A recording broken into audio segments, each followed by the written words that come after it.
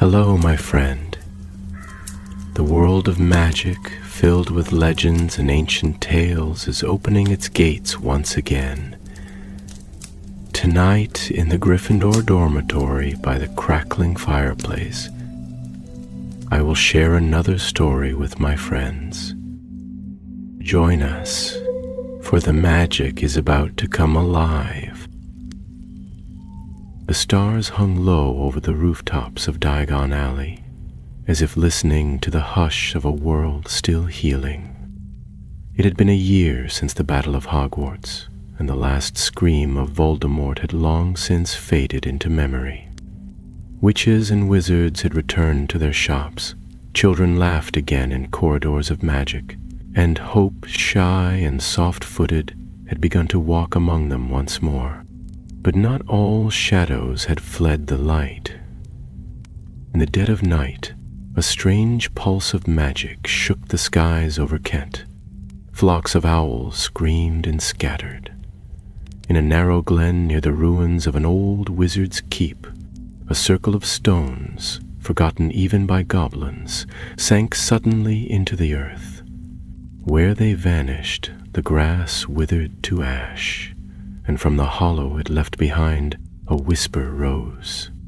A voice, dry and rasping, barely more than a thought. I am hungry. Miles away in the still halls of the Ministry of Magic, Harry Potter sat in the Auror's office, feet up on his desk, reading over the latest reports from magical law enforcement. His hair remained as untidy as ever, and the famous lightning-shaped scar on his forehead had not ached in many months. But his eyes had changed. They were sharper now, quieter, older. A knock came at the door. "Come in," Harry called, straightening. Hermione Granger stepped inside, clutching a thick file in her arms. Her robes were dusted with parchment shavings and the faint scent of ink. Behind her, Ron trailed in with a half-eaten treacle tart. "You two look like you've been up all night," Harry said. "We have," Hermione replied, dropping the file with a thud. "Read it." Harry opened the folder and began to skim. At first, the reports seemed unrelated. A magical menagerie in Derbyshire gone completely silent. A family of centaurs found frozen in place, eyes wide with terror, untouched by weather or wand. But the deeper he read, the more the details aligned. Drained magical fields, shattered protective wards, and always, that same phrase whispered by the survivors. He was empty. His eyes were nothing. Ron leaned in. "They think it's some kind of Dementor mutation, but I don't know. Even Dementors don't leave scorch marks on stone." Hermione tapped her wand to a page and enlarged a sketch from one of the witnesses. A tall figure in black robes, faceless, hands stretched as if pulling threads from the air. "They're calling him the Soul Eater." Harry frowned. "That's not just a name. That's a myth, a children's story." Hermione nodded. "Yes, one we used to dismiss." He pulled out another document, a torn page from an old forbidden text titled Artifacts of the First Age. The drawing on it matched the witness sketch perfectly, a figure, arms outstretched, feeding on what looked like ghostly threads of light. "There was a wizard once," Hermione said, her voice low, "before the founders of Hogwarts, a necromancer named Malthorak. He created a curse to trap souls inside living vessels, not just to prolong his life, but to make himself immune to death. They said he was destroyed, that the ancient druids sealed him away. But look at this." She tapped the page again.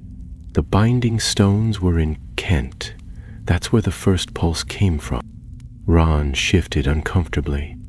"So, you're saying this bloke's back?" Hermione hesitated. "Or his soul is. The Soul Eater might not be a man anymore. He could be a curse, a living force." Silence stretched between them, heavy and grim. Harry stood and reached for his wand. "We find him," he said. "We stop him before he feeds again." The first trail led to the outskirts of a small wizarding village near the Forest of Dean. The trio arrived by Portkey, landing just beside a burned-down cottage. The wind carried the scent of singed wood and something colder, emptier. They stepped through the blackened threshold cautiously. Inside, magical residue danced faintly in the air like glowing embers, but beneath it was something else. A presence. Hermione knelt by a broken table and murmured a detection spell. Instantly, a shimmer of magic bloomed across the room. Threads of silver light traced lines in the air, flowing toward a scorch mark in the center. Ron squinted. "That's where it happened, isn't it?" Hermione nodded. "He didn't just kill them, he absorbed them." Harry's jaw clenched. Why leave this behind? Why not hide the evidence? "Because he doesn't care," Hermione whispered. "Or maybe he wants us to follow." Just then, from behind the remains of a shattered wall, came a voice. "Thought you might come here." The three turned, wands raised. From the shadows stepped a thin, pale wizard in a dark green cloak. His face was lined, his eyes wary, but there was no malice in his bearing. "Name's Harwin," he said quietly. "Used to be an unspeakable." Harry lowered his wand slightly. "What do you know?"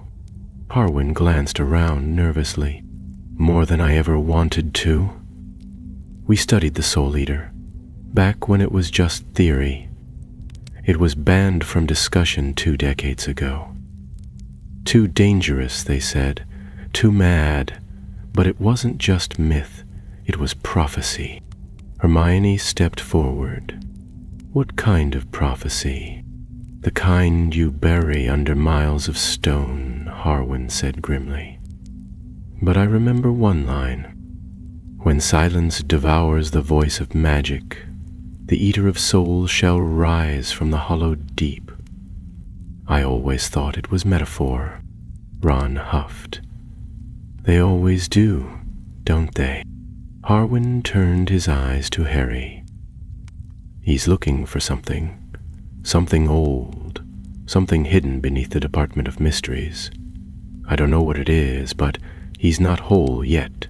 If he finds it—" Harry nodded. "Then we can't let him." Outside, the wind rose sharply.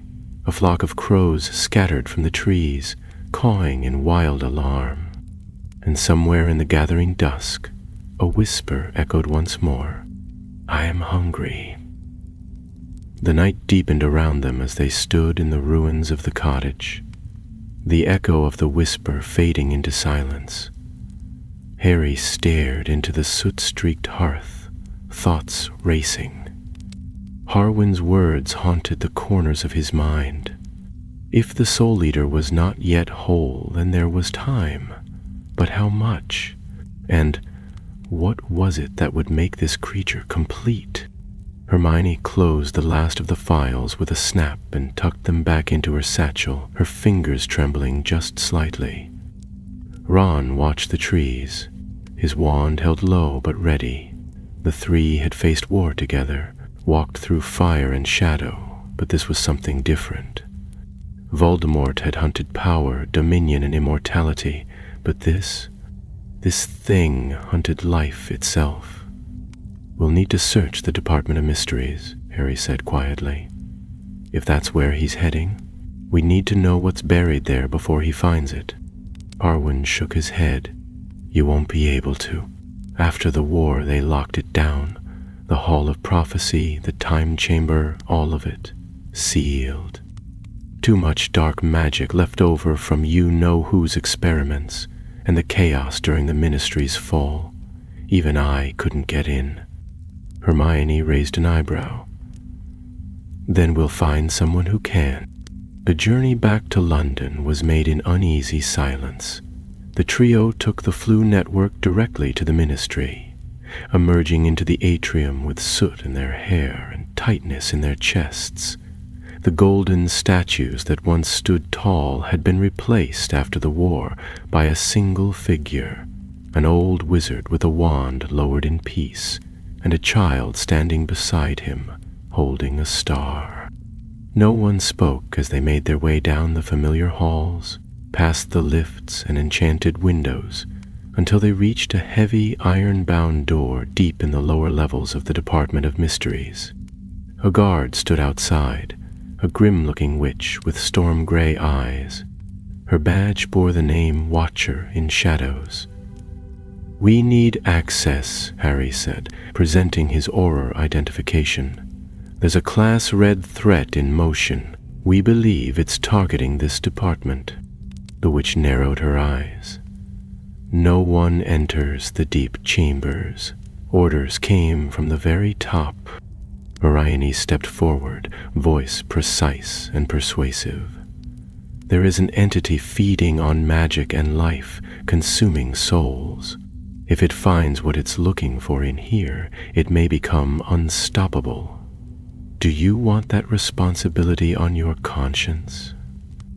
The witch hesitated, then slowly reached into her robes and produced a ring of ancient brass keys.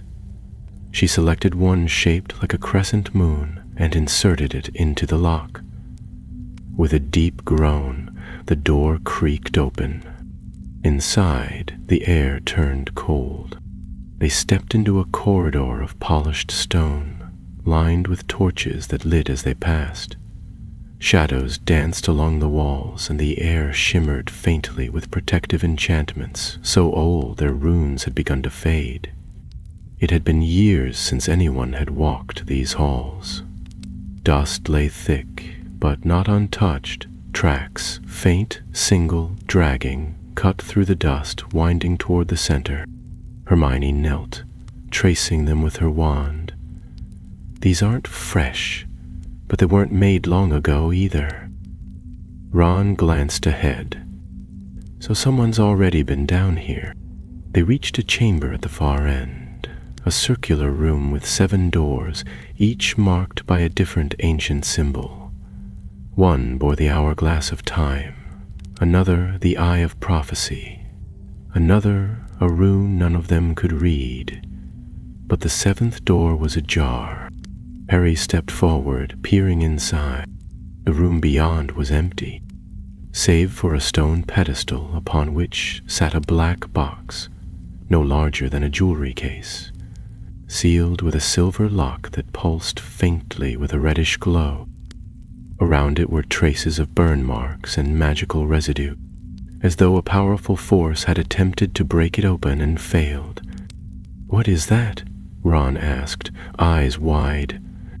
Arwen, who had followed them inside, drew a slow breath. "That is the vessel, one of the oldest objects in magical history, said to be crafted by deathless hands. If the Soul Eater is truly Malthorak returned, that box might be the last piece of himself he was trying to reclaim."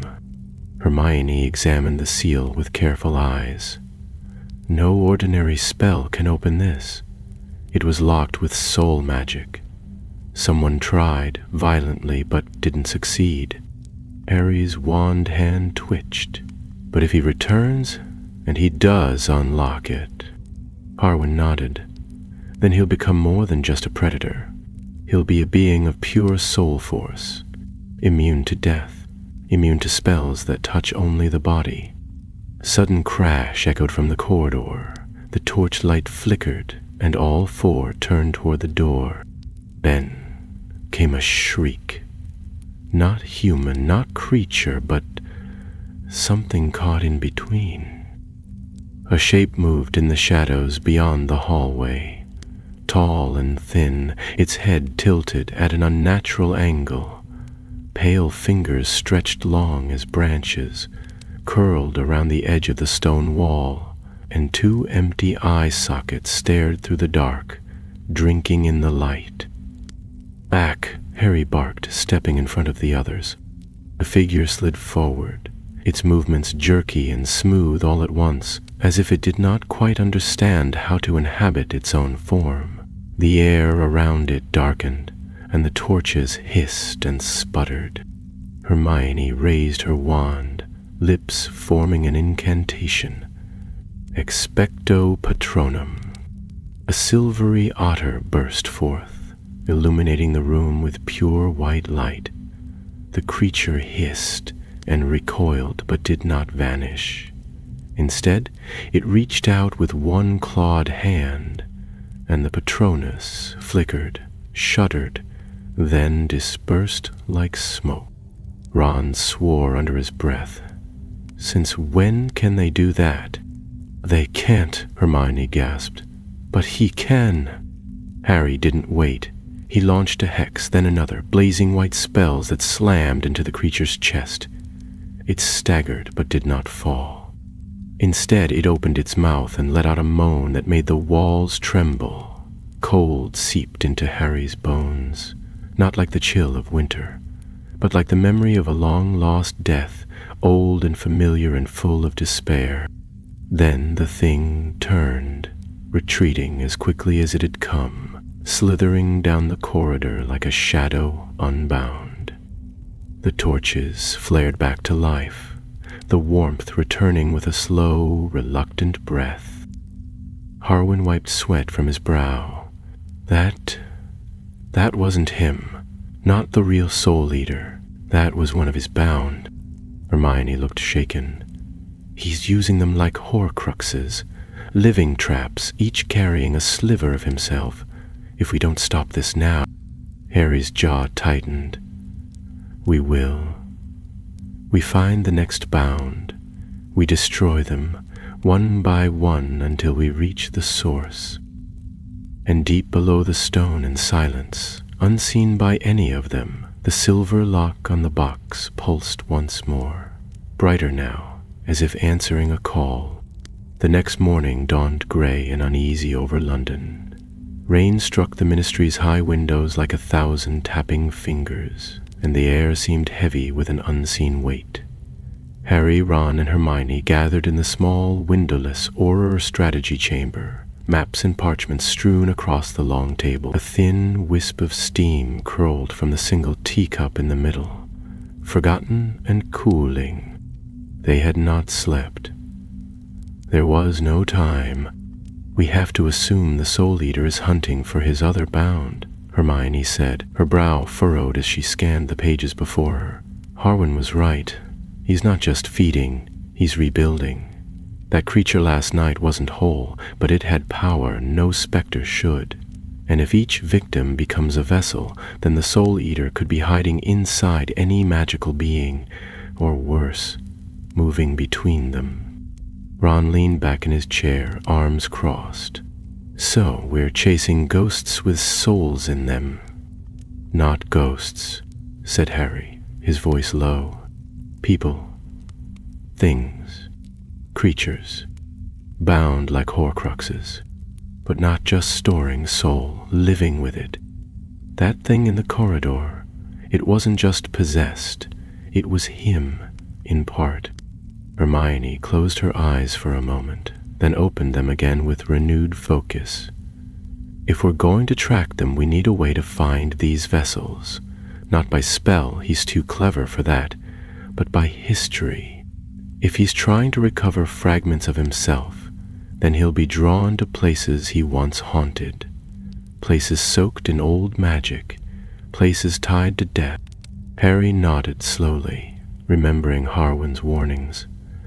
Then there's one place we can't ignore. Albania. Ron blinked. Albania? Voldemort hid there before he came back. And not by accident, Hermione said quickly. There are ruins in those mountains, older than Hogwarts, older than most of Europe's magical records. The druids who sealed Malthorak, if the legends are right, did it there. And if the Soul Eater's curse was born in that place, it might be where one of his vessels is kept. Harry stood. We're going. The portkey was arranged in secret. an old dragon's tooth tied to a bit of twine, and by midday they were gone, pulled through space in a dizzying twist and deposited in a clearing deep in the Albanian woods. The forest was silent, not the peaceful kind of silence, but the stifling sort that hangs in the air before a storm. No birds sang, no insects stirred. The trees leaned close, ancient and watchful. Hermione unfolded a map charmed to reveal magical runes, though most were long buried or lost. "There's a temple 3 miles northeast, carved into the mountain, forgotten even by local wizards. If the Soul Eater left a part of himself behind, it would be there." They set off through the undergrowth, wands drawn, eyes sharp. The path was treacherous. Roots clawed at their boots, and thick vines tugged at their cloaks. Once Ron swore loudly as a branch snapped beside him, but when they turned, there was nothing there. The forest pressed in close, like a breathing thing. Hours later, they reached a rise in the ground where the trees parted to reveal an ancient stone arch, half buried in moss and shadow. The structure behind it had collapsed centuries ago, but the entrance to the temple still yawned open, a black mouth in the earth. Hermione cast a light spell, and together they stepped inside. The air within was dry and bitter, laced with the scent of old spells and older blood. Carvings lined the walls, spirals and jagged runes worn nearly smooth. At the far end of the tunnel stood a chamber with a raised altar. Atop it rested a statue, half human, half serpent, with 7 hollow eyes and hands reaching skyward. Around the base of the statue were scattered bones, not ancient but recent. Harry moved closer, stepping around the remains, and saw them clearly now. Robes still clinging to the bones, a wand snapped in 2, fingers curled in a final desperate spell. An unspeakable, Hermione whispered, kneeling beside the corpse. One of the ones they sent after the last war to investigate dark sites. He didn't make it out. Ron's eyes swept the room. And if this is one of the vessels, then the Soul Eater already has it. "No," Harry said slowly, his eyes narrowing.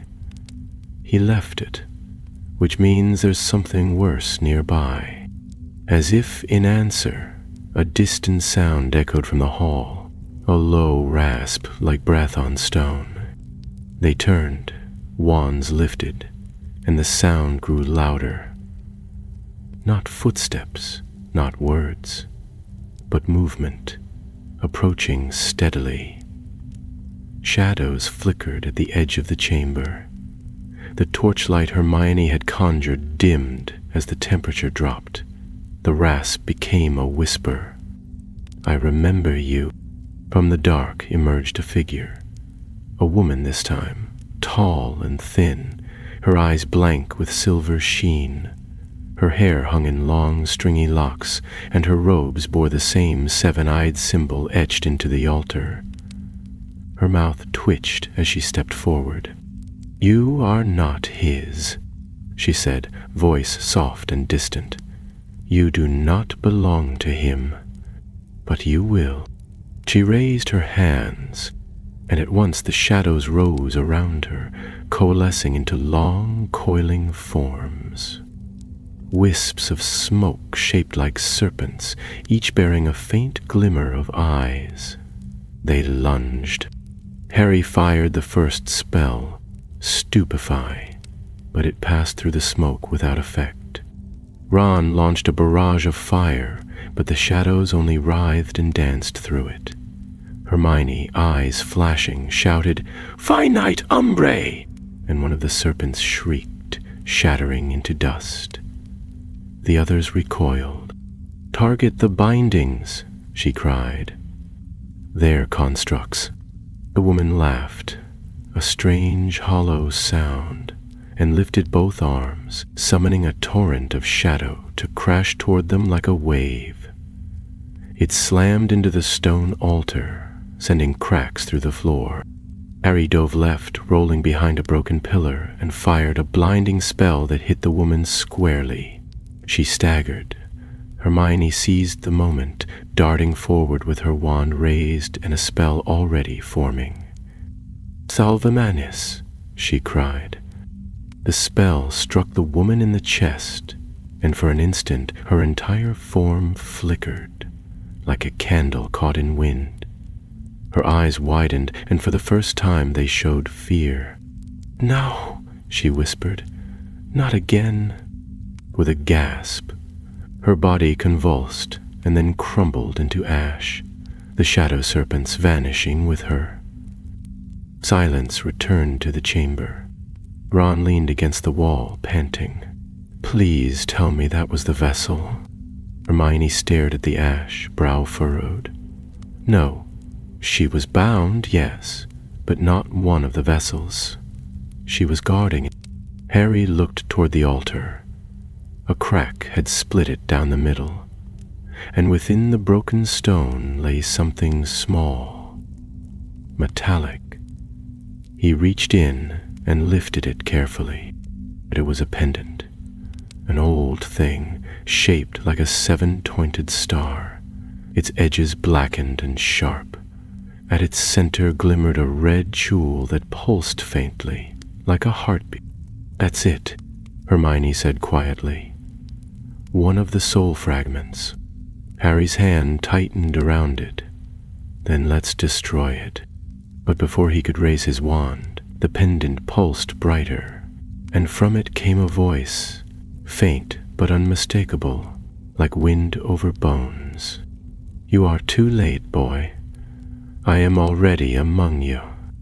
Then the jewel shattered in Harry's hand, and the light went out. The sound of the shattering jewel echoed like a falling bell, the last chime of something ancient being loosed into the world. Harry stared at his empty palm, the red dust of the pendant sifting through his fingers like bloodied sand. For a moment no one moved. Even the shadows on the walls held still, as though listening. Ron broke the silence first, stepping forward with his wand held high, scanning the broken chamber for any sign of movement. That voice, did you hear it? It knew him. It knew Harry. How could it? Ernie's voice was tight, steady with effort, because that soul fragment wasn't just an anchor. It was a memory, a piece of consciousness. The Soul Eater must have left it behind as both a guardian and a warning. Whatever he meant by already among you, it's not just a taunt. Harry rubbed the side of his hand against his cloak and looked around the chamber once more. The ash where the bound woman had fallen was already fading, pulled slowly into the cracks of the floor as though the temple itself were reclaiming her. The air remained cold, but not the devouring chill they'd felt when the creature had come upon them. That had passed, for now. "We need to get this to the department," Harry said, his voice quieter than before. "Even in pieces, it might tell us something. The bindings, the spell work, the materials used. If there are more of these fragments, and there are, this might help us track them." They packed what they could salvage, wrapping the remains of the pendant in layers of enchantments. When they emerged from the temple, the sun had nearly vanished behind the clouds, casting the woods in a strange golden gloom. The silence still hung heavy, but the oppressive magic had lessened, as if the death of the guardian had broken some ancient hold. They returned to the ministry through a portkey, keyed only to departmental use. No one greeted them upon their arrival in the lower levels, perhaps because no one wanted to. The dark corridors of the Department of Mysteries did not welcome answers. They kept secrets sealed like tombs. Back in the Auror office, they laid out their findings. Harwin was waiting, arms crossed, looking more worn than ever. "You found one," he said, and his eyes dropped to the bundle Hermione was carefully unfolding. "The first. Harry met his gaze, and it said something. Just before it broke, "I am already among you." What do you think it meant? Harwin's mouth tightened. There were theories, centuries ago, about the way soul fragments could travel. Some believed that when untethered, they could slip into weak minds, the desperate, the wounded. They would wait inside until the soul they shared grew strong enough to take control again. Hermione looked alarmed. "You mean like possession? Like a living Horcrux?" Harwin nodded slowly. "But worse. Horcruxes were static. They sat dormant unless activated.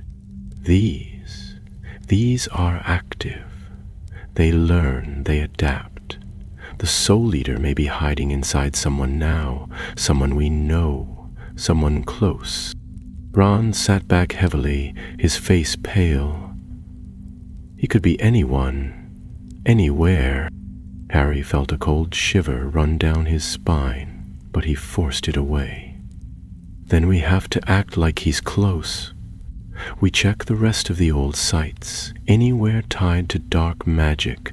If we can destroy the other fragments before he regathers them, we might be able to weaken him permanently." Hermione had already pulled open a thick reference book and was scanning its index. "There's one more site that matches. Forbidden Forest, where the centaurs don't go. There's an old barrow there, pre-Hogwarts, carved with druidic runes, never fully mapped. Rumors say it was cursed long ago, and even Hagrid told his third years to keep away." Harry's brow furrowed.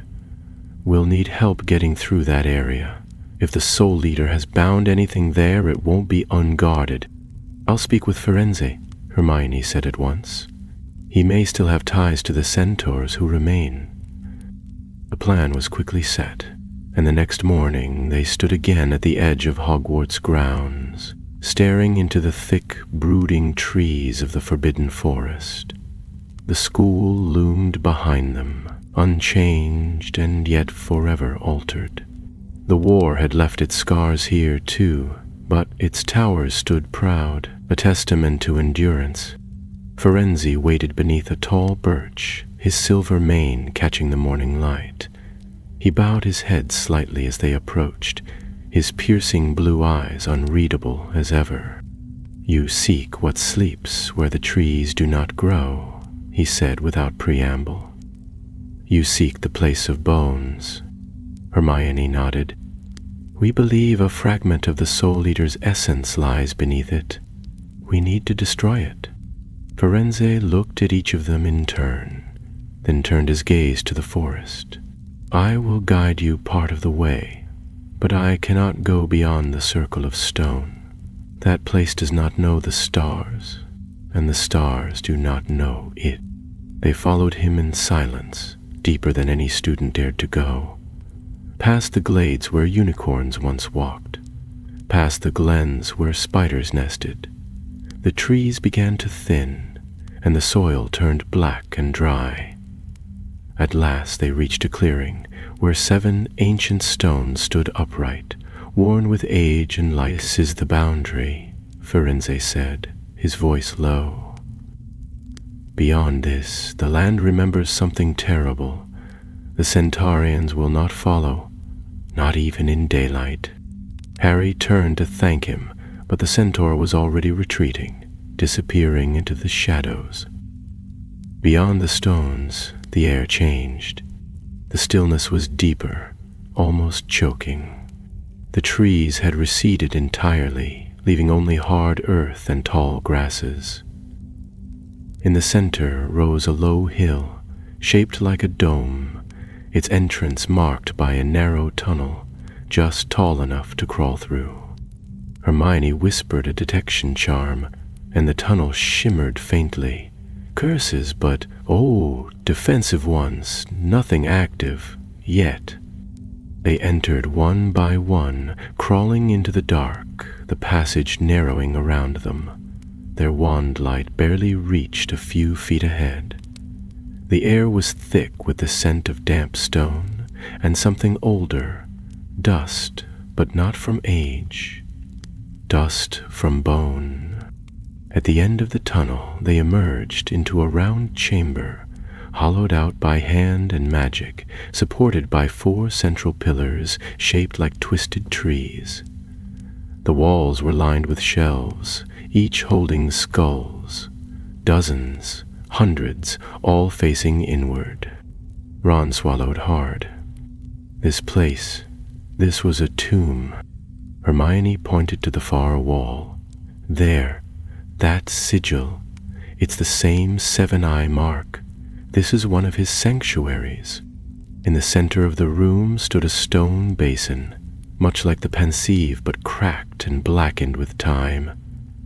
Inside it sat a single glowing object, a tooth, yellowed and long, too large to be human. Harry stepped forward, wand raised. Another vessel. He prepared to cast the destruction spell, but the air shifted suddenly. The torches flared, and all the skulls turned to look at him. Too late, came a voice from the shadows. He knows. He comes. Then the room exploded in cold, and the dead began to scream. The cries of the dead filled the tomb like a rising wind, shrill and layered with anguish. Each skull on the shelves, once still and silent, now wailed with open mouths, their hollow eyes alight with blue fire. The temperature dropped sharply, and the walls of the barrow pulsed with a dark rhythm, as though the very earth had begun to breathe. Harry took a step back from the basin, wand raised, eyes fixed on the glowing tooth. It pulsed faintly, bathing the chamber in a flickering light. Hermione muttered rapid incantations beside him, raising protective charms around the group as the wailing grew louder. Ron had already stepped into position, flanking Harry with his wand gripped tight, his expression pale but resolute. "It's not just enchanted," Hermione said over the noise, her voice tense and strained. "The vessel's drawing on the magic in this place, feeding on it, and something is answering from beyond."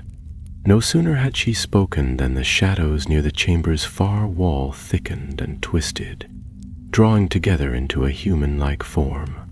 It was tall and robed in tattered black, its hands stretched forward, fingers long and clawed like the talons of a great bird.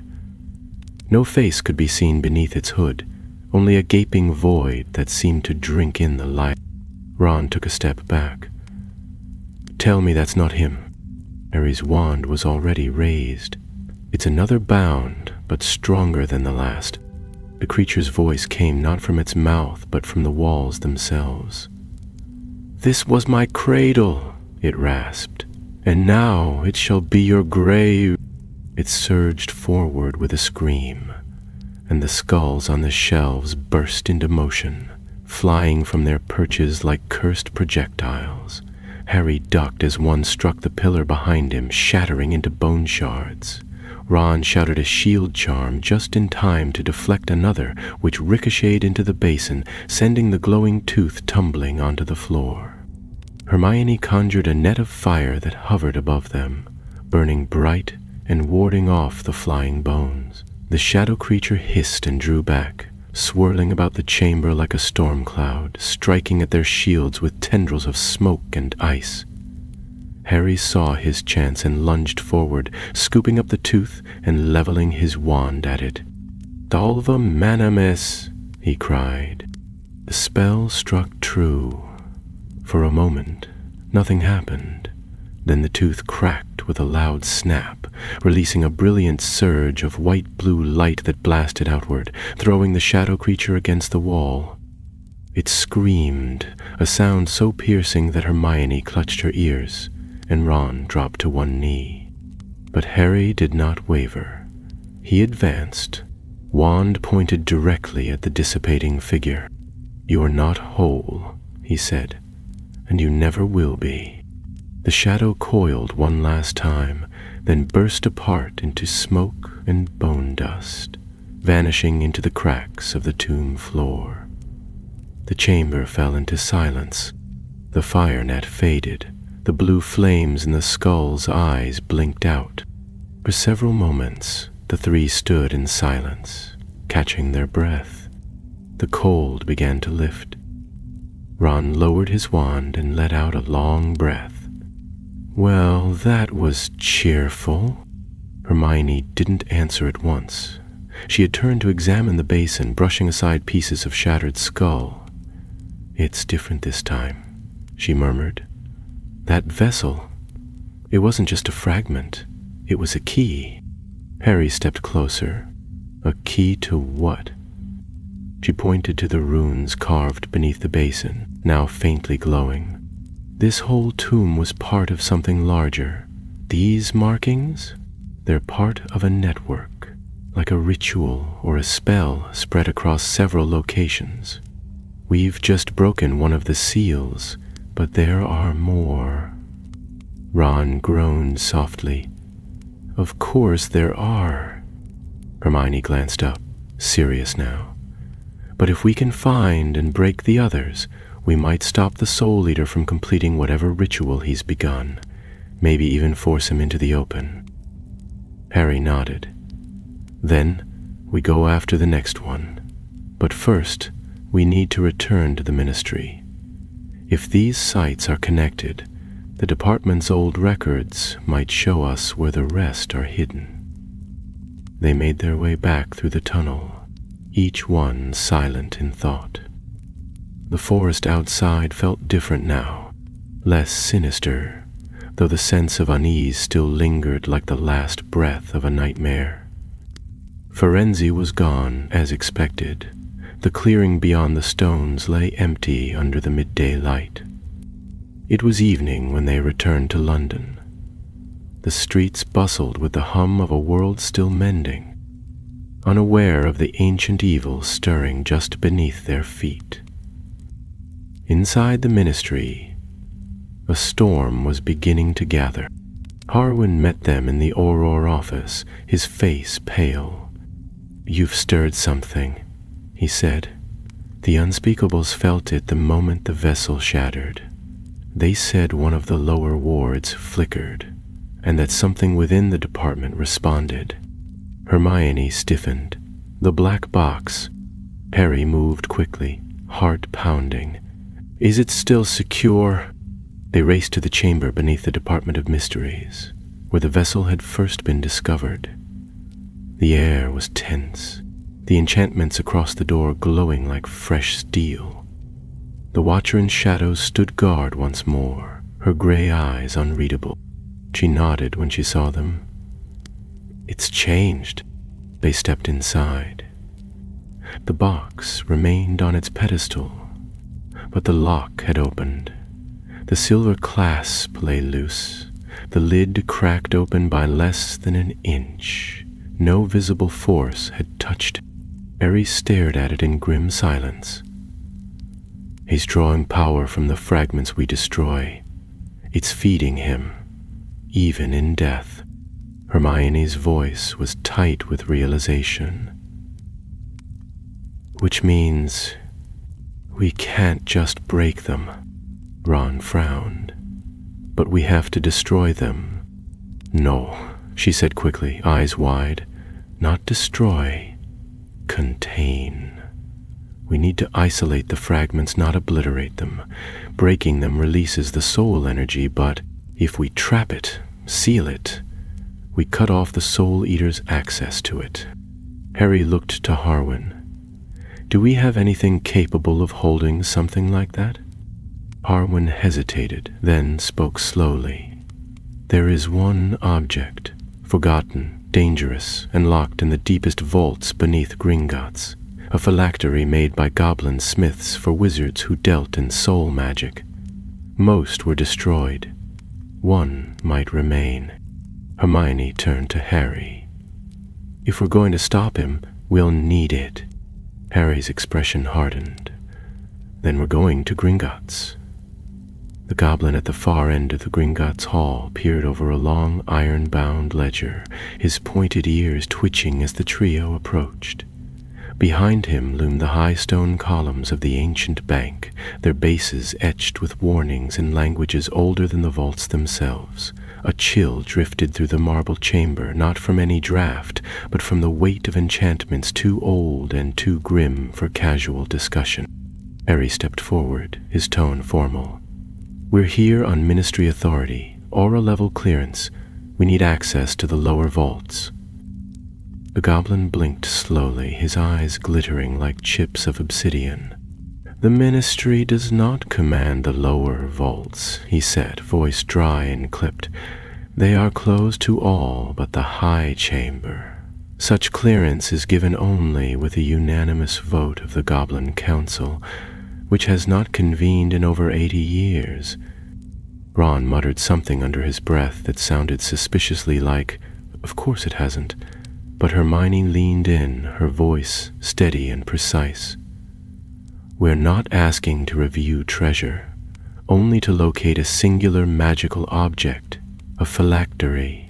It was forged by the ancient smith Kurok and sealed within a containment chamber after the last Goblin-Wizard War. If it's still intact, it may be the only thing that can trap a cursed soul." The goblin's brows rose almost imperceptibly. "You know of Kurok's forge? That is rare knowledge for a human."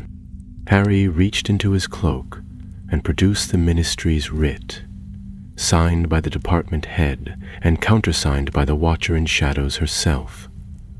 The goblin took it, examined each seal with meticulous care, then returned it with a slow nod. "I will take you as far as the perimeter chamber," he said at last. "But beyond that no goblin shall go.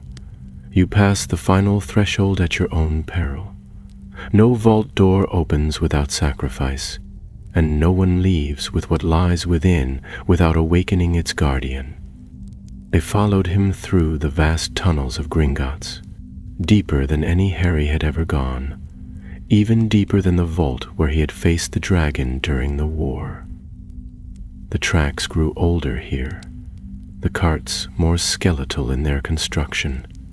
At last the goblin halted at an archway of black stone, inlaid with silver threads that shimmered faintly in the lamplight. "This is the Chamber of Whispering Iron," he said. "You will find what you seek beyond if it still exists, but be warned, what was made to trap souls has a hunger of its own." He turned without another word and vanished down the tunnel. The door was already ajar. Harry, Ron, and Hermione stepped inside. The chamber beyond was round and empty at first glance, but its floor was not stone. Instead, it was made of molten-looking metal, solid yet shifting underfoot, reflecting twisted glimpses of their own faces as they walked. At the center stood a single pedestal, and atop it a sealed glass dome containing a small, blackened object, no larger than a snuff-box. The phylactery.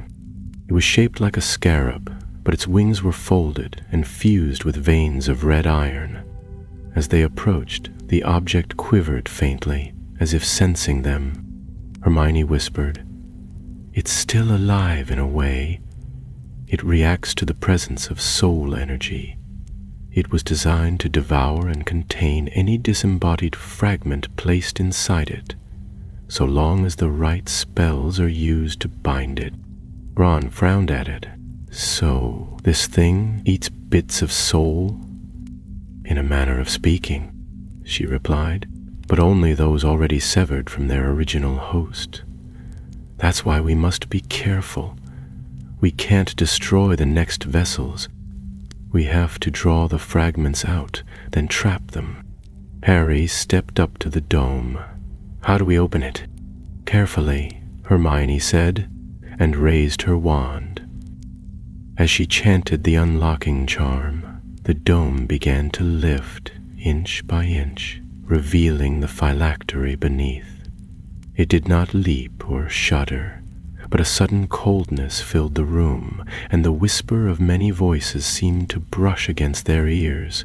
The moment the dome was fully gone, the scarab's wings unfurled, stretching as if after a long sleep.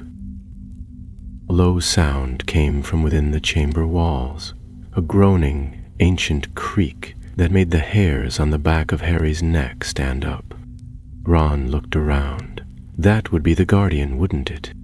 Hermione nodded once. Yes. Keep your wand ready. From the darkened ceiling above them, something shifted.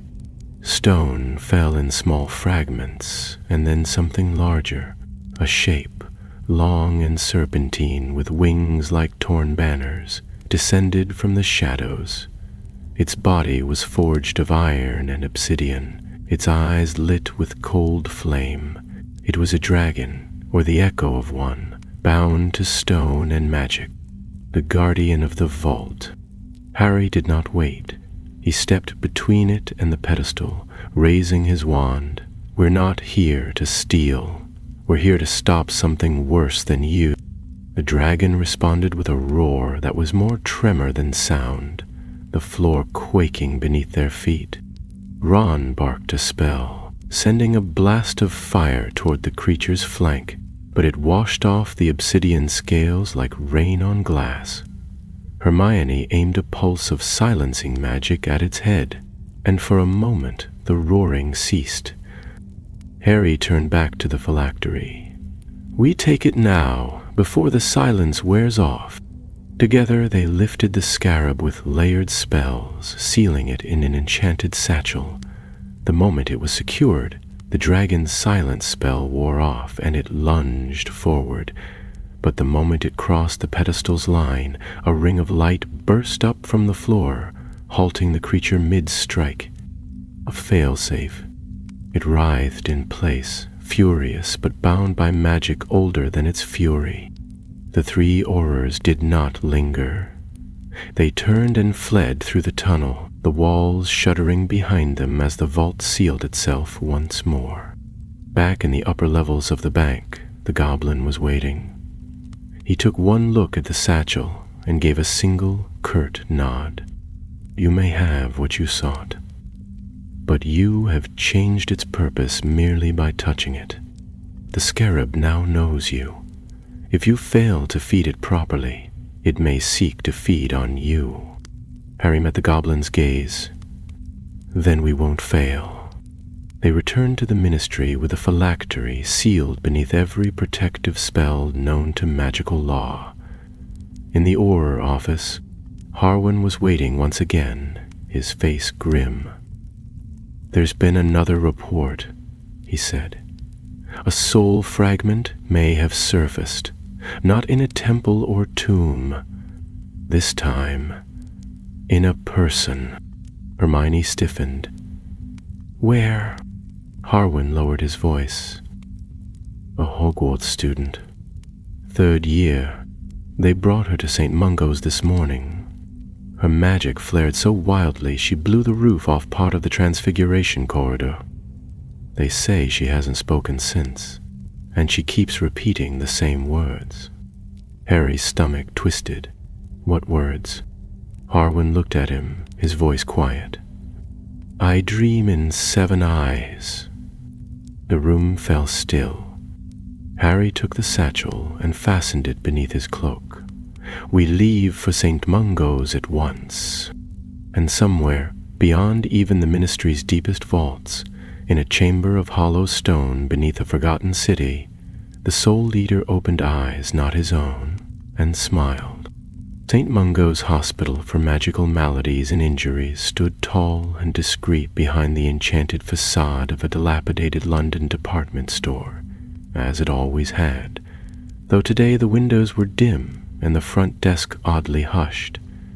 The healers, usually bustling between patients and spells, moved more carefully than usual, glancing over their shoulders as if afraid that the walls themselves might overhear. Harry, Hermione, and Ron stepped through the revolving door under heavy disillusionment charms, casting off their cloaks the moment they entered the foyer.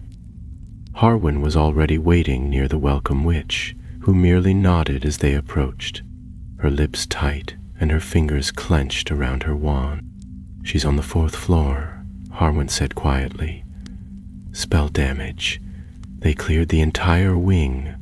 The girl hasn't spoken in hours, except to repeat the same phrase again and again. Her magical field is unstable. There are runes in the room that won't hold. Even the portraits refuse to stay on the walls. "Have they tried legilimency?" asked Hermione, her brow knit with concern as they strode toward the lifts. Harwin shook his head. "No one dares." One healer attempted a gentle probe. He spent the next 10 minutes frozen stiff, murmuring in a voice not his own. "He's recovering," but it shook the staff badly. The lift doors creaked open on the 4th floor, and they stepped into a corridor lit only by flickering sconces. Curtains billowed at the end of the hall where the ward had been isolated. Magic hummed in the walls, powerful, dissonant, and uneven, like a harp with a broken string.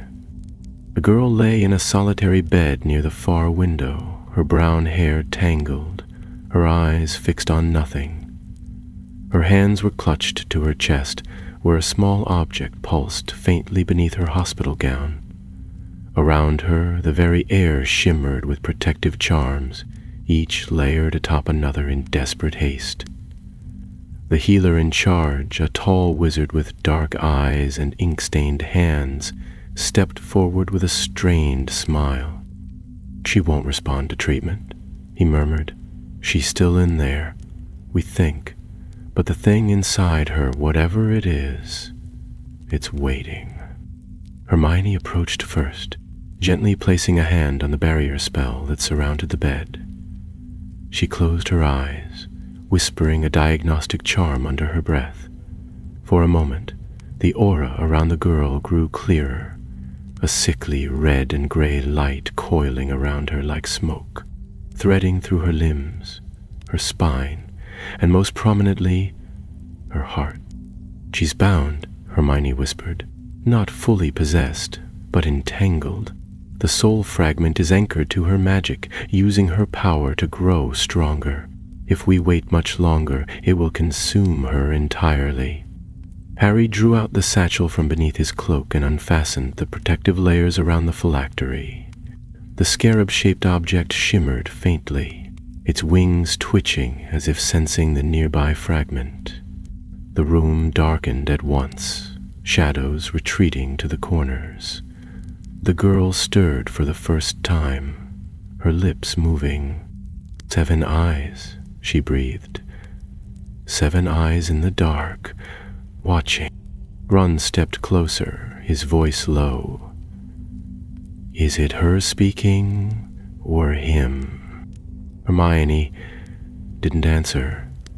She had drawn a series of runes into the air, forming a containment circle just beyond the bed's edge. The scarab floated gently into the center, its iron body beginning to hum softly. Harry took a breath and stepped inside the circle. "She won't survive unless we act now," he said. "I'll draw it out," gold in their eyes. "Are you mad?" Ron hissed. "You don't even know what this thing will do to you if it gets a hold." "I won't let it," Harry answered firmly.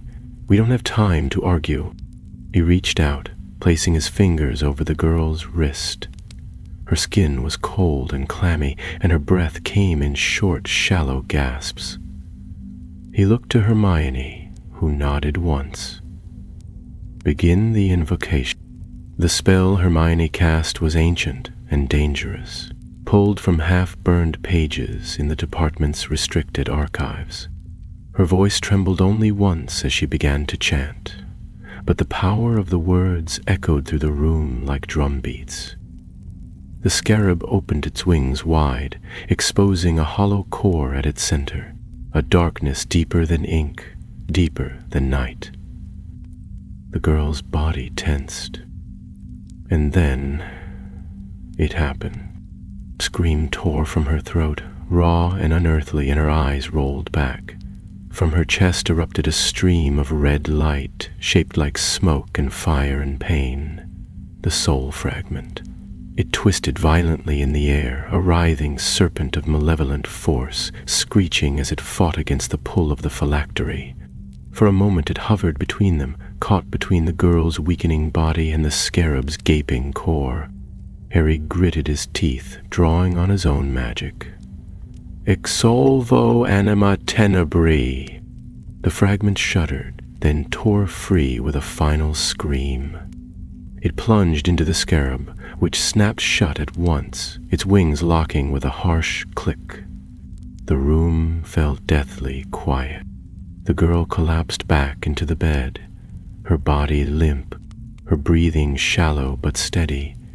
The smoke in the air dissipated, the runes faded. Hermione was already checking her pulse.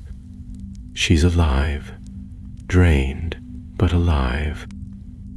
Ron let out a long breath and leaned against the wall, wiping sweat from his brow. That makes 3 fragments now, 3 too many. Harry stood slowly, holding the scarab once more. It was warmer now, faintly pulsing with the malevolent energy it had absorbed. He could feel it through the protective spell work. Anger, hunger, and hatred bound in iron. Harwin stepped forward.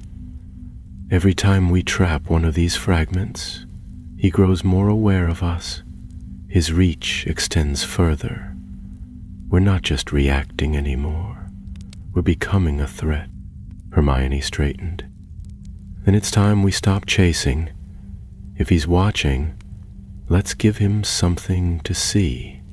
Ron raised an eyebrow. What exactly are you thinking? She walked to the window, drawing aside the curtain to reveal the city beyond, the twilight casting the rooftops in purple and gold. There's one more sight, she said. It's not in the records, not on any map, but it's in the story of Maltharock, the one the unspeakables buried. A castle, hidden by enchantments so old they predate the ministry itself. He built it in secret beneath the hills of the north. Not ruins, a fortress. Harry frowned. And how do we find something protected by ancient magic? Hermione turned back, her eyes alight with purpose. We use the phylactery. Each time we feed it, it learns the essence of the fragments. If we channel it carefully, it might show us the place where the last and greatest part of the Soul Eater remains. His heart.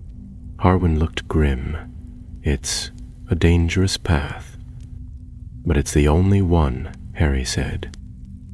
We're going to finish this. As they left the hospital and stepped once more into the night, the wind picked up, carrying with it a distant, chilling laugh.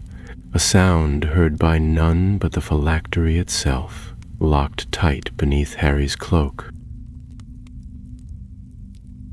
The Soul Eater was no longer just hunting. He was waiting. The wind sweeping over the northern moors was bitter and dry, tasting of peat and frost and something older, as if it carried the breath of forgotten tombs. Harry, Hermione, and Ron stood atop a hill strewn with heather and stone, the sky above them the color of slate. In Harry's hands, the phylactery trembled faintly, the scarab's iron wings twitching in slow, deliberate pulses, like the ticking of a clock carved from bone. They had followed its call for 3 days, across the highlands, through half-seen valleys, and over paths that twisted away when they looked too closely. The magic was not only ancient but defensive, cloaking its origins in the shifting folds of the land itself. Hermione knelt at the base of a leaning stone and traced her fingers across the carved spiral etched into its surface. This isn't Celtic, she said, brushing lichen from the runes. It's older, Druidic or something even earlier, designed to confuse memory and break orientation. Anyone who wandered near would forget they had done so. Ron muttered. Sounds like something the Soul Eater would like, people stumbling in and never remembering how they died. Harry turned in a slow circle, letting the phylactery guide him. Its vibrations grew stronger with every step toward the east. The moor dipped into a hollow between two hills, filled with mist that refused to lift, even in the afternoon sun. Beyond it, a line of upright stones formed a broken ring, as though they were the ribs of some fallen beast. "That's it," he said. "It's calling from there." As they descended into the hollow, the mist thickened. Visibility shrank to mere feet.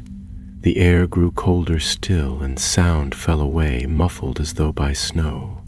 Even their footsteps seemed hushed. The phylactery's pulse grew so rapid it buzzed through Harry's arm. At last the mists parted, and they saw the outline of a structure that had not been on any map or seen by any living eyes for over 1,000 years. It was not a ruin, not truly. A fortress emerged from the hill itself. Walls shaped from stone too smooth for nature, its turrets rising like claws from the earth.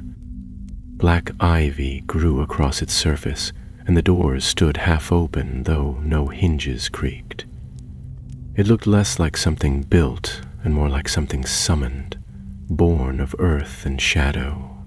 Above the gate a crest had been carved, a 7-aged star wreathed in fire. Hermione drew her wand. "This is Maltharek's sanctum, the place where the final fragment sleeps." Harry nodded. "We go in together." The entrance hall was silent, wide as the Great Hall at Hogwarts, but lined not with tapestries or paintings, but with stone coffins sealed into the walls. Each bore a single rune and a date long forgotten. There were no torches, yet the chamber glowed faintly with silver-blue light that flickered in time with the phylactery's pulses. As they moved deeper, Ron glanced at the carvings. "You notice something? These aren't just tombs. Look at the marks. These were vessels, hosts." Hermione stopped short, her face pale. "He practiced here, perfected the soul curse. These were his prototypes." Harry gripped his wand tighter. "Then he's been waiting a very long time." They passed through corridor after corridor, each colder and more oppressive than the last. At last they reached a final door, arched, made of dark wood banded with iron and sealed with a symbol of 7 eyes. The phylactery vibrated violently now, its wings unfurled and rigid. It wanted to be opened. It hungered. Hermione stepped forward and began the incantation to release the seal. The runes along the archway blazed red, then white, then faded. The door opened slowly with a low groan, revealing a chamber unlike the rest of the fortress. It was circular, with a floor of polished obsidian and a ceiling that seemed to stretch into a void beyond sight. At the center hovered a figure. He was not robed, nor skeletal, nor hidden in shroud and shadow like his bound vessels. He looked almost human. Tall, gaunt, with skin like pale glass and hair like iron wire. His eyes, though closed, were unmistakably wrong. There were 7 of them, 1 upon his brow, 2 where eyes should be, and 4 more that opened slowly across his cheeks and temples. The Soul Eater. His body was suspended above a stone plinth, held by bands of magic that shimmered like water. The moment they stepped inside, his eyes snapped open. He did not move, but he smiled. "So," he said, and his voice echoed not through the air but through their minds. "The last Auror, the clever one, and the boy who once survived death.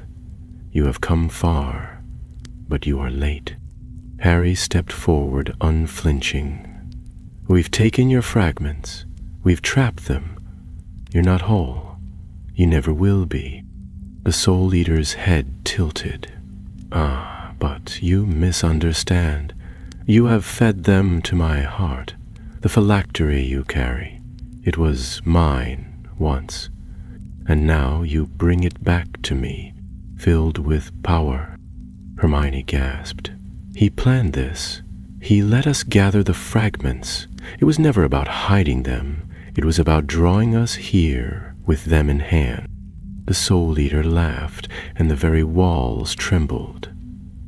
"I am bound by ancient rites, yes.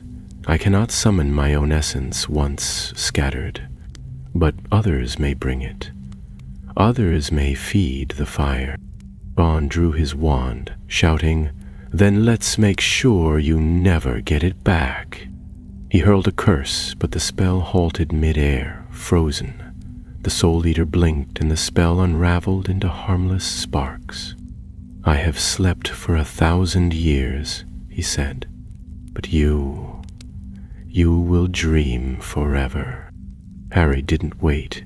He turned to Hermione. "We sever the link, now." She nodded, raising her wand to the phylactery. The scarab began to hiss, the magic within it writhing as though alive. A spell of separation was required, one that could strip the gathered fragments from the scarab's core and scatter them beyond reach. But it was unstable, dangerous. It could destroy the scarab, or rupture it. Together, she and Harry began the incantation, their voices weaving a countercharm into the air. The Soul Eater snarled, his smile vanishing. He reached forward with one long-fingered hand, and the very shadows of the room lunged toward them, like serpents formed from ink and fear. Ron shouted a shield charm that deflected the first wave, but the next struck hard, knocking him back against the wall. "Still," Hermione continued, her voice rising over the howling winds that had begun to swirl through the chamber. The phylactery cracked. A burst of red light surged into the air, then another, each fragment screaming as it was torn from its false home. The Soul Eater howled. Cracks spread across the obsidian floor. The chamber shook. Harry raised his wand and cried, "Expurgo anima." The phylactery exploded in a column of silver flame. Its fragments shattered, the soul shards within it hurled outward and then consumed by the spell. The Soul Eater screamed, a raw, ancient cry of rage and pain, and the bands of magic holding him broke. But he did not rise. He collapsed. The 7 eyes dimmed, one by one, until only the human ones remained. Harry moved forward, slowly, carefully. The body did not stir. Hermione scanned it with magic. "He's dormant, drained, not dead, but powerless. The fragments are gone." Ron limped forward. "Can we seal him again?" Harwin stepped into the chamber. He had followed silently, and held out a silver sphere etched with runes. "We can." They placed the Soul Eater's body within the binding circle, and the spell was cast. The air shimmered. The body vanished. Only silence remained. They stood for a long moment in the stillness, listening to the echo of their own breathing. It was over, but far beneath the ruins, buried in roots and old blood, something stirred. The fortress groaned as if in mourning. Cracks veined its walls, the enchantments that had sustained its ancient architecture unraveling with the collapse of the Soul Eater's power. The very stones beneath Harry's feet felt unsettled, as though remembering a time when they had been part of something darker, something restless. The air, once choked with ancient magic and the weight of unseen eyes, had grown thinner, as if the fortress were exhaling its final breath. "Come on," Ron said, still clutching his side from where the shadow tendrils had struck him. "Let's not stay long enough to find out what this place looks like when it falls on top of us." Hermione, her robes torn and streaked with soot, nodded in agreement. She turned to Harry, her eyes scanning the place where the Soul Eater had last lain. The binding charm had taken effect instantly, encasing the dormant form in the rune-sealed silver sphere Harwin had provided. The sphere now rested in her enchanted satchel, heavier than its weight should allow, warm to the touch even through several layers of protection. Its presence was unsettling, not simply because of what it contained, but because of what it might still become. As they made their way back through the fortress, the light dimmed around them. The magical torches, once flickering in eerie silence, snuffed themselves out, one by one. Doors that had opened with a thought now stood immovable. The walls no longer whispered, but neither did they feel empty. There was still something in the stone, less powerful than before, but watching, waiting. When they reached the outer hall, they paused at the threshold. The mist had lifted from the hollow, revealing the full breadth of the moor under a silver sky. The line of standing stones which had once shielded the fortress from the eyes of the world now stood crumbling. One had already fallen, cracked in two, the spiral runes within exposed for the first time in 1,000 years. Harwin joined them at the gate. He looked older, more drawn than when they had begun the hunt. The silver in his hair shone stark against the dull green of his cloak, and his gaze remained fixed on the horizon. "We did what many said was impossible," he said quietly. "We found him. We stopped him. But this was no final ending, Potter. You know that, don't you?" Harry nodded, eyes never leaving the moor beyond. He wasn't just a man or even a monster. He was a philosophy, a hunger given form. We've severed the source, but the magic, his magic, is still out there. Others could follow it.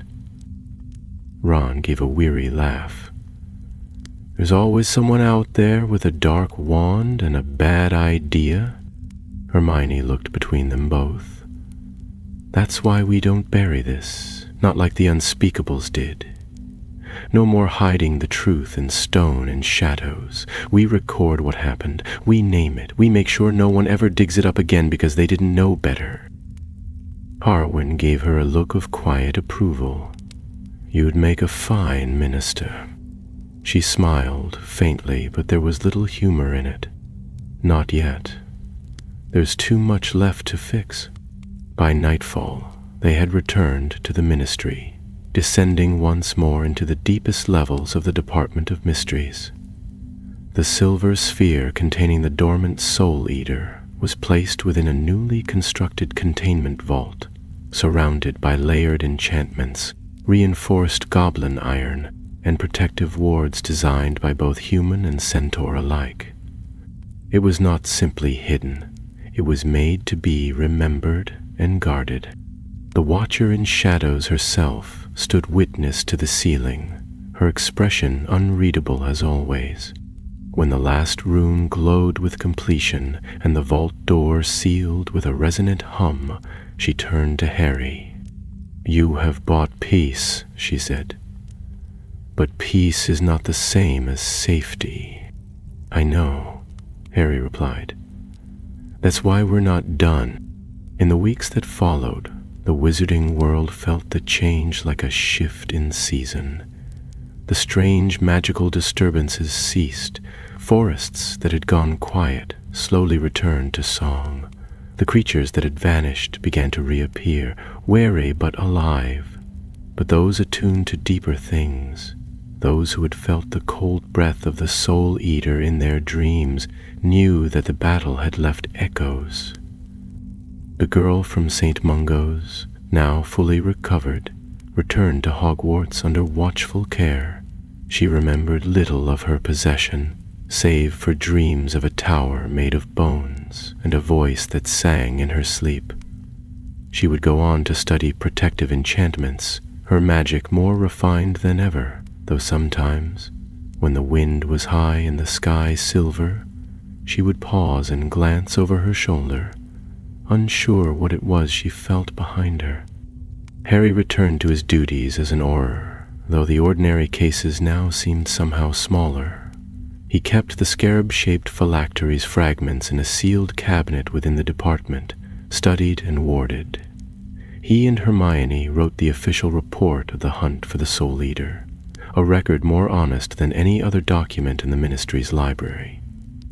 Ron, ever the pragmatist, insisted they make copies, just in case some idiot loses the original when they think it'll keep the public calm, he said with a roll of his eyes.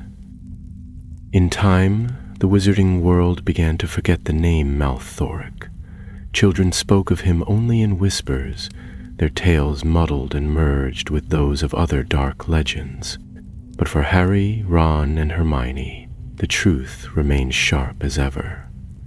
The memory of that cold chamber, of 7 unblinking eyes, of the phylactery humming like a heartbeat, those would not fade.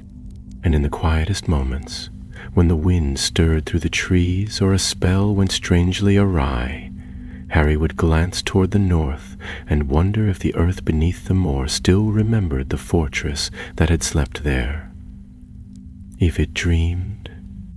But the Soul Eater no longer did. The sky above the Ministry was overcast, streaked with clouds that hung low and heavy, yet the corridors within bustled with the ordinary rhythm of magical life.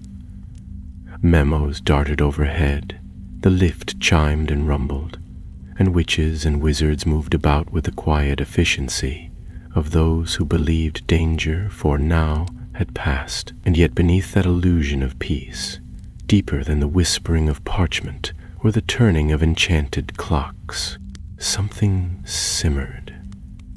Unspoken, uneasy, and unresolved. Harry sat in his office, his desk cluttered with reports, all of them marked with the green-inked seal of the Department of Magical Law Enforcement. Most were routine: wand misuse in Inverness, a case of unauthorized apparition across Muggle lines, 2 goblin grievances filed against a careless broom-maker in Kent. But one file lay apart from the rest, heavier not in weight but in meaning.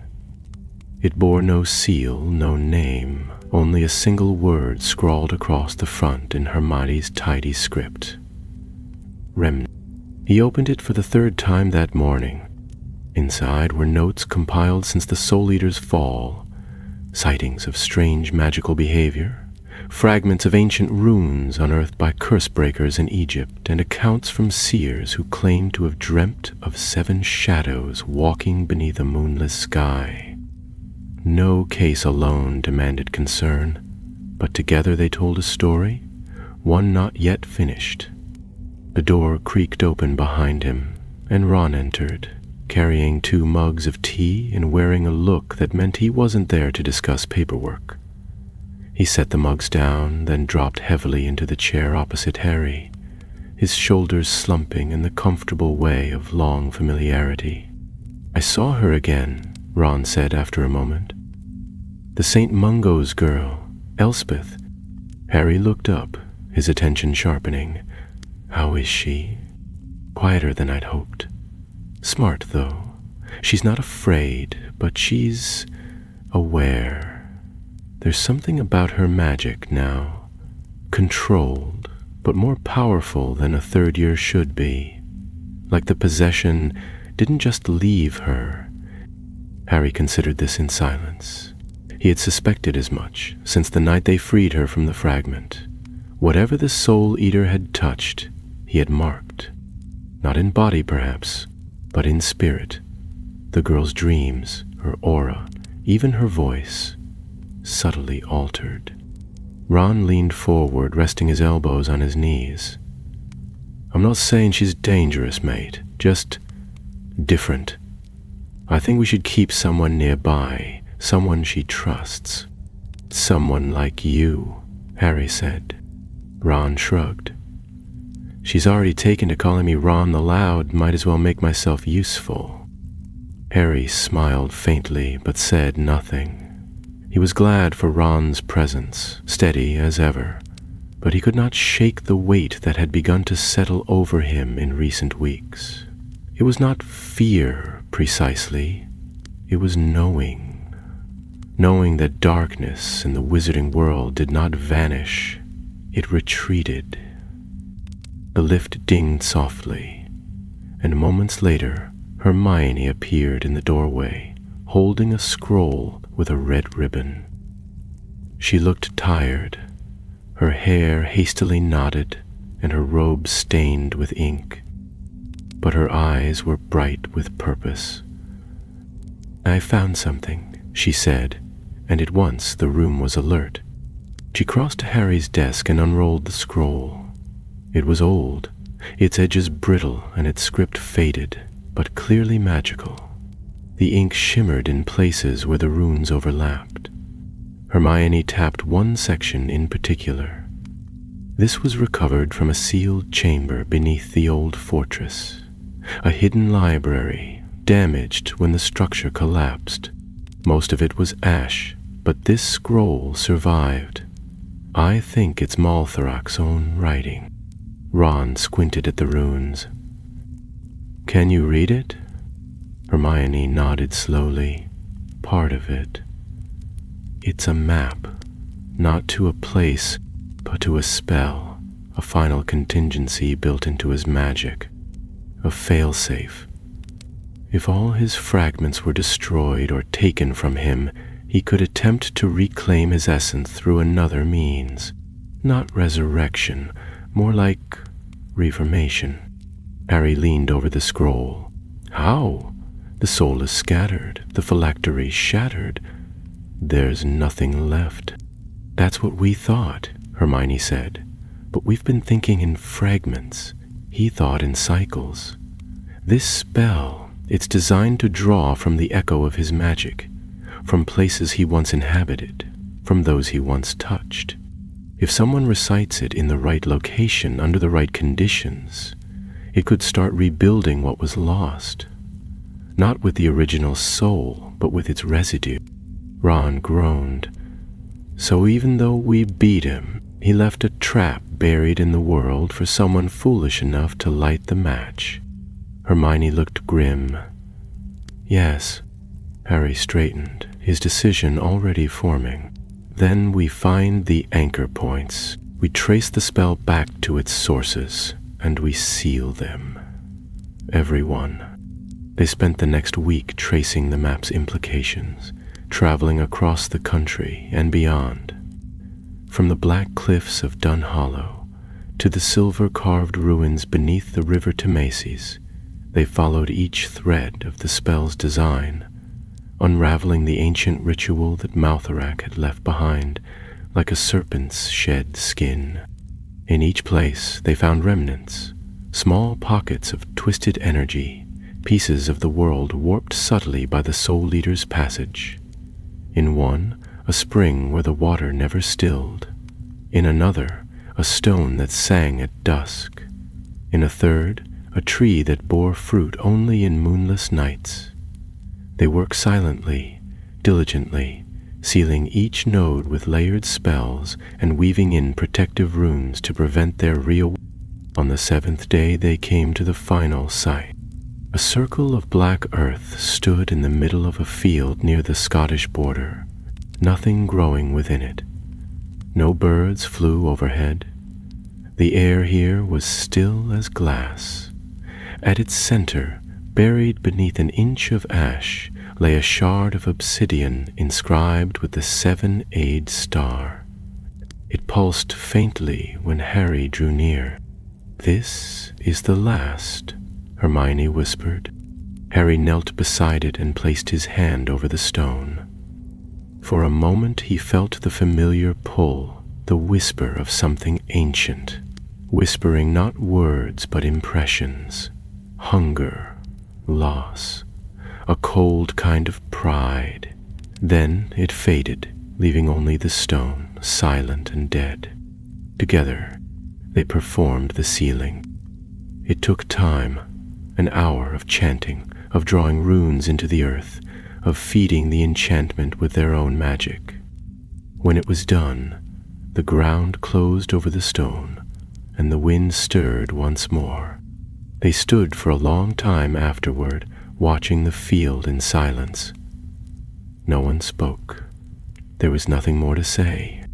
Later, back at the ministry, as the sun dipped below the horizon and the windows turned gold, Harry sat once more at his desk and opened the folder marked Remnants. This time, he placed a parchment on top, a final report, signed by all three of them, detailing what had been found, what had been sealed, and what should never again be forgotten. He closed the file, locked it, and stood.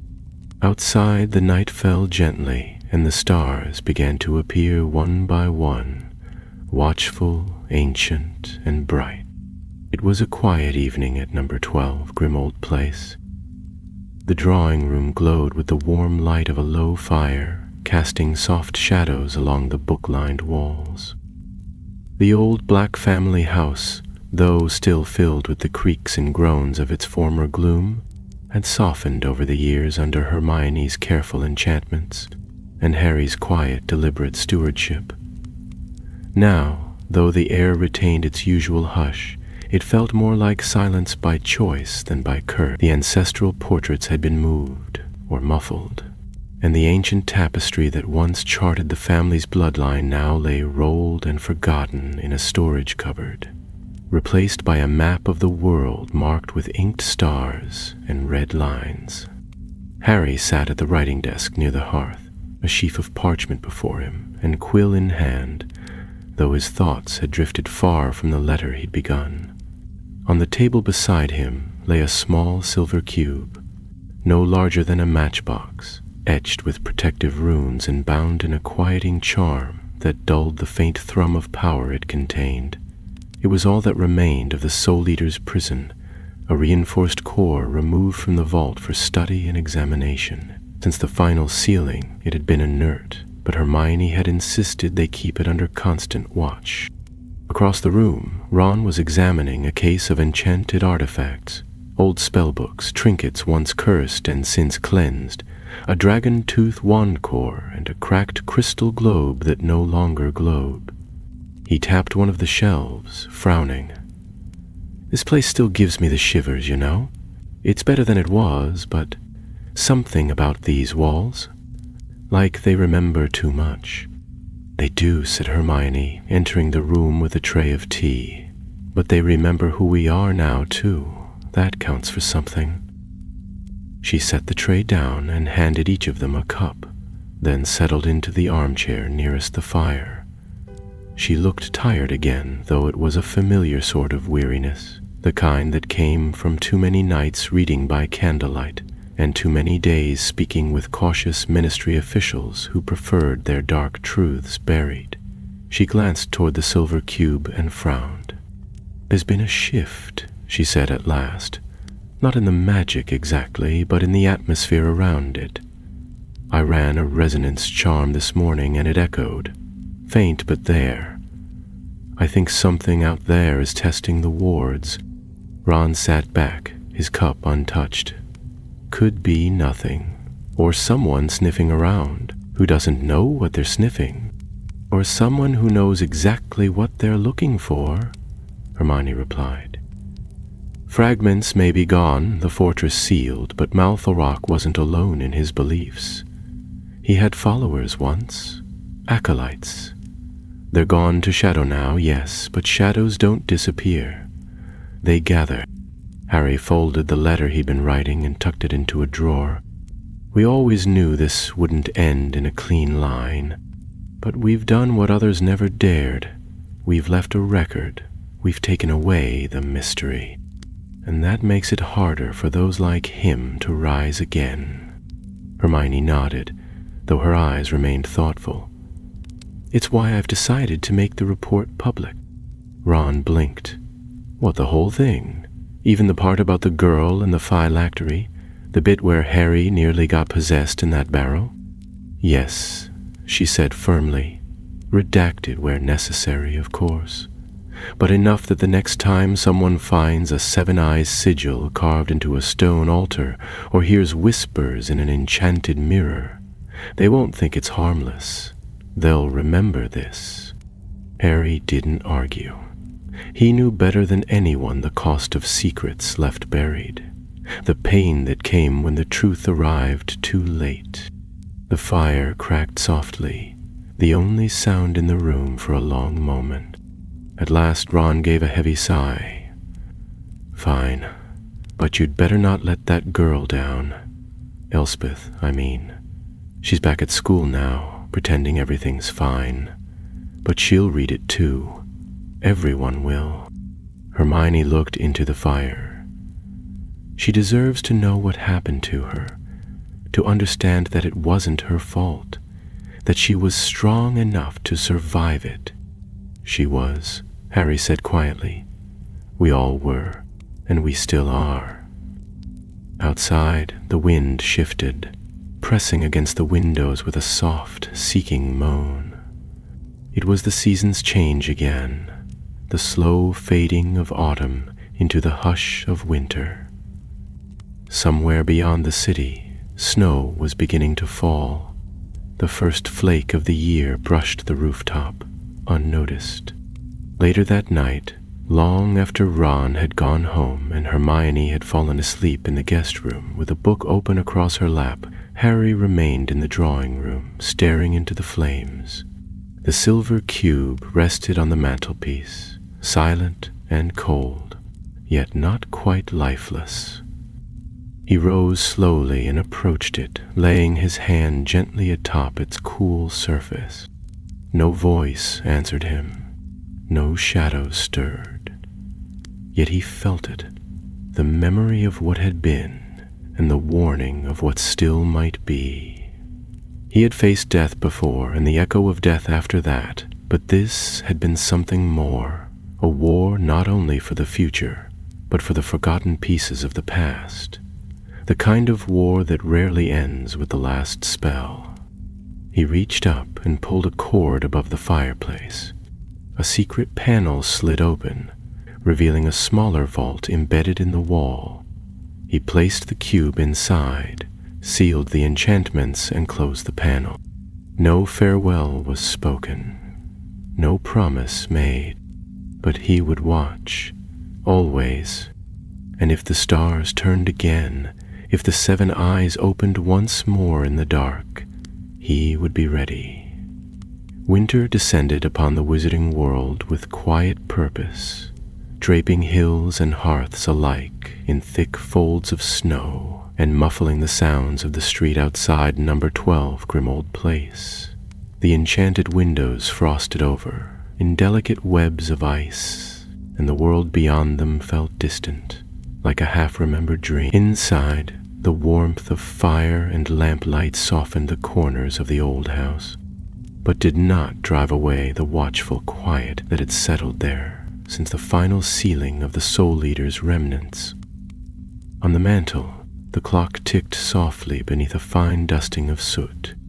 Beneath it, still hidden behind runes and reinforced wards, the silver cube remained untouched. Its silence had not changed, nor had the room around it, yet those who passed through the house, Hermione, Ron, even Ginny and the children when they visited, always glanced toward that corner, as if listening for a whisper they could not name. In the weeks since the last anchor had been sealed, Harry had grown more withdrawn, not with sorrow nor with fear, but with the calm, wary attention of someone who had looked deep into the heart of darkness and chosen not to turn away. He still attended his duties at the ministry, still walked the cobbled streets of Diagon Alley with his godson when time allowed, and still smiled genuinely when Hermione sent him letters filled with her latest legislative victory. But beneath it all, he remained watchful, quietly measuring the quiet between the world's heartbeats. One morning, a letter arrived by Owl, sealed in deep blue wax, bearing the mark of the Department of Magical Records. It was addressed in precise hand to Aurora Potter, and bore a notation in the corner that marked it as a classified intelligence brief. He broke the seal without ceremony and read the message inside. The report was brief. A minor magical anomaly had been detected in a remote Welsh valley, a single point of resonance traced back to a known Soul Eater site. No harm reported, no activity confirmed, only a shimmer, a whisper of power that had not yet found a voice. Harry folded the parchment and set it in the fire, watching as the flames consumed it in quiet flickers. There was no panic in him, no dread, only understanding. The work was not done. It never truly would be. But it had changed. In the years to come, there would be others. Moments when the old magic would stir, when shadows, once defeated, would reach again for breath and form. But this time, they would not be met with confusion or disbelief. The tale of the Soul Eater was no longer locked away in forgotten vaults or buried under stone. It was written, read, and remembered. Hogwarts, too, remembered. Within the headmistress's office, a newly commissioned tapestry now hung alongside the portraits of former headmasters and mistresses. Woven in threads of midnight blue and silver, it depicted 3 figures standing before a shattered star, one with a wand alight, one with a book open, and one with a blade of flame. Beneath their feet, the ground cracked, and the shadow of a many-aimed serpent unraveled into smoke. Students passed the tapestry daily. Some whispered about it. Some made games of retelling the story, adding their own flourishes and embellishments. But every so often one would stop and stare, eyes lingering on the faces of those who had fought to keep the darkness from rising again.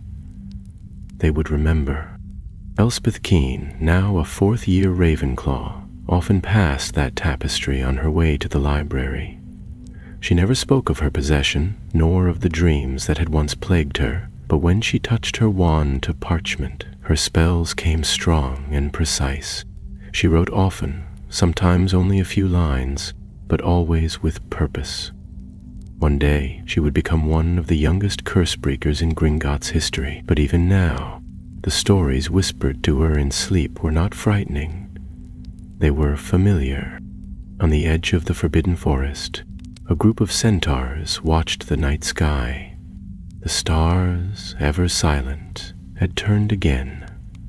One of them, old and silver-manned, nodded as a bright comet traced a line across the heavens. "The dark passes," he murmured to no one, "but the world remembered." And far below, in the deepest vaults of the Department of Mysteries, where time ran strangely and sound never echoed, the sealed chamber still stood. The door remained closed, the runes strong. Inside, the silver sphere that contained the dormant remnants of Maltharak lay untouched. Its magic no longer pulsed, its voice no longer stirred. But the guardians watched, and the walls held. The story of the Soul Eater had ended not in fire or prophecy, but in vigilance, in truth revealed, in darkness named, and in those willing to remember. For though evil may sleep, and shadow may fade, the light that drives it back must never rest. And in that eternal watch, there lived the quiet, steady courage of those who had once walked through the storm and emerged not unbroken, but unwavering.